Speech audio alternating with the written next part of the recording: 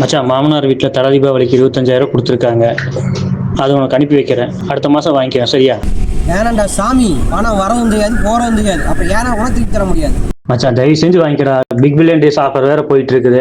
என் அக்கௌண்ட்ல காசு இருந்ததுன்னா வையேன், என் முன்னாடி சுத்தமா வலிச்சு எடுத்துருவாடா. அப்படிங்கிற என்ன பண்ணலாம்?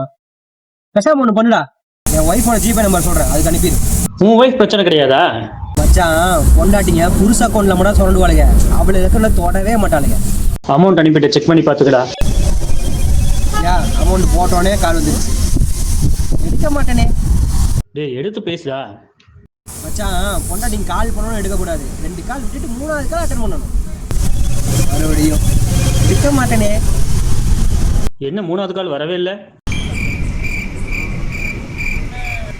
நானே கால் பண்றேன். லவுட் ஸ்பீக்கர் போற, நீயே கேளு. மாமா, வீட்டுக்கு ஒரு சோஃபாவும் எனக்கு 2 பட்டு புடவையும் பிக் பில்லியன் டேஸ்ல ஆர்டர் போட்ட மாமா. வாங்கிட்டியா?